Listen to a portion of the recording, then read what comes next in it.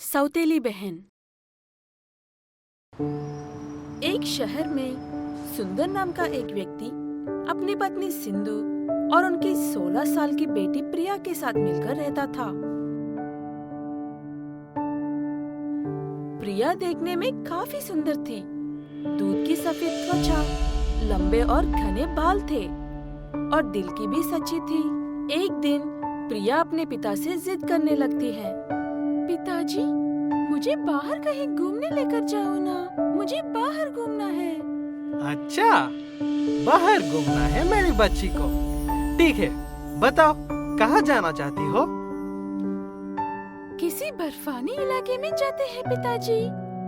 इस गर्मियों के मौसम में उससे मजेदार जगह कोई हो ही नहीं सकती है। तभी प्रिया की माँ पीछे से वहाँ पर आती है। ऐसी ठंडी जगह पर जाने से तबीयत खराब नहीं होगी क्या? ऐसी बात है तो फिर कहाँ जाएंगे माँ? अरे बेटा, तुम चिंता मत करो। सिंधु, मेरी प्यारी बेटी ने बहुत दिनों बाद किसी चीज की जिद की है। उसकी हर ख्वाहिश पूरी करना है, इसलिए हम जा रहे हैं। बस एक काम करते हैं, हम प्रिया की नानी के घर जाते हैं। वहाँ जाकर भी एक लंबा अरसा हो गया है। प्रिया के नानी भी उसे देखकर काफी खुश होंगे। ठीक है ना? हाँ माँ, आप बिल्कुल ठीक कह रही हो। हम नानी के घर ही जाते हैं। प्रिया और उसके माँ बाप नानी के घर कार में निकलते हैं।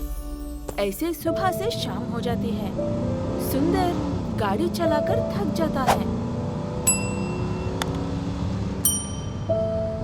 पीछे बैठे सिंधु और प्रिया सो जाते हैं। सुंदर की भी आंखें नींद से बंद हो रही थी। ऐसे कार चलाते चलाते अचानक से एक लम्हे के लिए आंख लगाते ही उनका कार का एक बहुत बड़ा एक्सीडेंट हो जाता है। जैसे तैसे करके सुंदर और प्रिया तो बचकर बाहर निकल आते हैं, लेकिन बेचारी सिंधु के सर पर गहरी चोट लगने की वजह से उसकी मौत हो जाती है। बाद में सिंधु के अंतिम संस्कार करने के बाद दोनों मिलकर प्रिया की नानी के घर जाते हैं। वहां जाकर प्रिया की नानी से जो कुछ भी हुआ वो सब बताते हैं। पता नहीं क्यों ऊपर वाला हमेशा अच्छे लोगों के नसीब में ही परेशान डालता है। मेरी पोती भी बिना माँ की बेटी हो गई है। अब मेरी सारी फिक्र सिर्फ प्रिया के लिए ही सासू माँ। प्रिया को अपनी माँ से काफी लगाव था। पता नहीं अब वो अपनी माँ के बिना कैसी रहेगी। मैं अपने पास रख लेती, लेकिन मेरी तबीयत भी अक्सर खराब ही रहती है। इसीलिए मेरी बात सुनिए दामाद जी, आप दूसरी शादी कर लीजिए। तब आने वाली पत्नी आपका सहारा बनेगी और प्रिया के लिए अच्छी माँ भी बनेगी। सुंदर के पास कोई और रास्ता नहीं था, इसीलिए वो शादी के लिए हाँ कर देता है। एक विधवा औरत उसे शादी करने के लिए मान जाती है। उसका नाम सीता है। उसकी एक 20 साल की बेटी भी है और उसका नाम श्वेता है। सीता और सुंदर की शादी के दिन से ही सीता प्रिया को अपनी सही बेटी की तरह प्यार से देख रही थी, लेकिन वो सब उसकी बेटी श्वेता बर्दाश्त नहीं कर पाती। श्वेता को पहले से प्रिया इसीलिए पसंद नहीं है क्योंकि वो श्वेता से काफी सुंदर है। इसीलिए श्वेता प्रिया से एक दिन भी प्यार से बात नहीं करती। ये दोनों साथ मिलकर कॉलेज जाते हैं। हे श्वेता, तुम्हारी बहन इतनी खूबसूरत है और तुम दोनों कहीं से भी बहनें नहीं लगती हो। वो बात सुनने के बाद श्वेता, मेरी बड़ किस्मत है जो मुझे तुम्हारे जैसे बहन मिली है। तुम्हारी वजह से मेरी कोई इज्जत ही नहीं है। उसकी बातें सुनकर प्रिया काफी दुखी होती है, लेकिन उस बात को वो किसी से नहीं कहती। प्रिया के पास एक फूल का पौधा था जिसकी देखभाल वो बहुत अच्छे से करती थी। एक दिन ऐसे ही समय देखकर श्वेता उसे पौधे और फूलों को तन्हा कर देती है।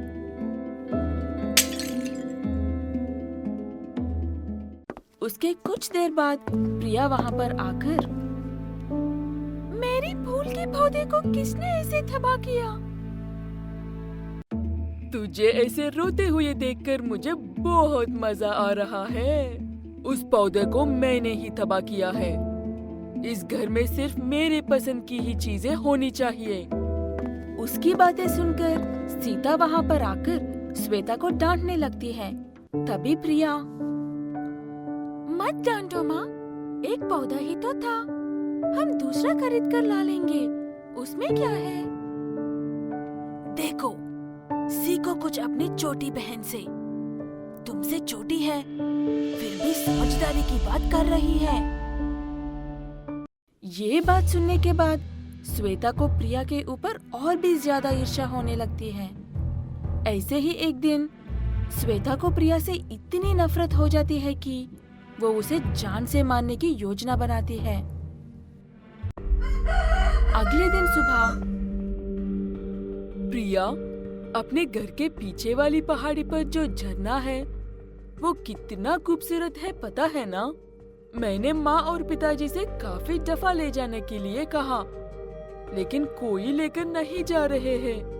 क्या तुम मेरे साथ चलोगी? हाँ, जरूर जाते हैं दीदी, चलो चलते हैं। ये कहते हुए उसे पहाड़ी पर लेकर जाकर प्रिया उसे झरना बता ही रही थी कि पीछे से श्वेता उसे नीचे धक्का दे देती है। प्रिया उस झरने में गिरकर मर जाती है।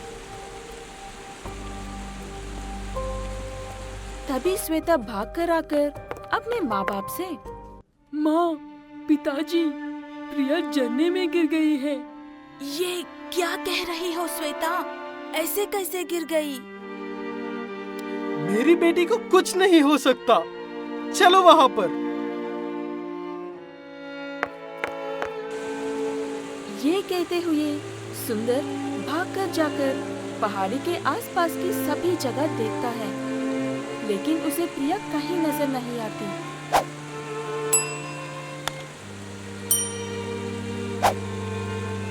कहीं नहीं मिलने पर सीता और सुंदर समझ जाता है कि प्रिया मर गई है और खूब रोते हैं। श्वेता भी उन दोनों के साथ रोने का नाटक करती है, लेकिन अंदर से वो काफी खुश थी।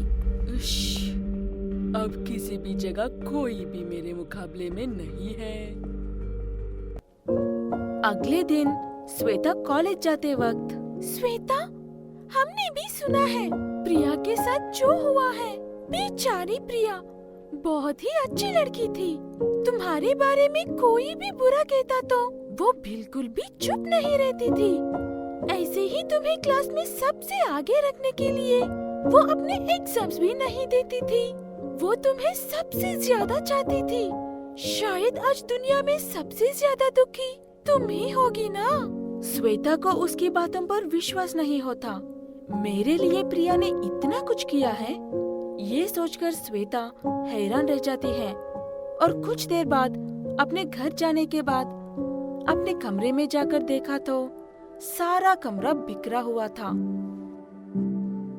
अगर प्रिया होती तो सारा घर साफ कर देती, मुझे करने के लिए कोई काम नहीं छोड़ती। ये कहकर खाना खाकर अपना कमरा साफ करके सो जाती है, लेकिन उसे नींद नहीं आती है। बार बार उसे प्रिया की याद आती रहती है। अगले दिन सुबह थोड़ी देर टहल कर आती हूँ, ये कहकर श्वेता उस झरने के पास जाती है। प्रिया, मुझे तुम्हारी कमी अब महसूस हो रही है। मैं कभी भी तुम्हारी अच्छी बहन नहीं बन पाई, लेकिन तुम मुझे हमेशा प्यार से देखती थी। मैंने एक निर्दयी की तरह तुम्हें मार दिया। ये तकलीफ मैं नहीं सह सकती, इसीलिए मैं भी इस झरने में कूदकर अपनी जान दे दूंगी, तभी मुझे सही सजा मिलेगी। ये कहते हुए श्वेता झरने में कूदने से पहले ही मुड़कर देखा तो प्रिया की आत्मा भूत बनकर खड़ी थी। दीदी, अब तक मेरी आत्मा को शांति नहीं मिली, इसीलिए ऐसे भूत की तरह घूम रही हूँ। लेकिन तुम मेरे लिए अपनी जान देने तक आए हो। मतलब तुम्हारा प्यार कितना महान है, समझ आ गया है। इतना काफी है मेरे लिए। तुम पर कोई गुस्सा नहीं है अब मुझे। तुमने मुझे जानबूझकर नहीं मारा। दुखी मत हो दीदी। ये कहकर प्रिया की आत्मा वहाँ से गायब हो जाती है। श्वेता भी वहाँ से खुशी खुशी घर चली जाती है।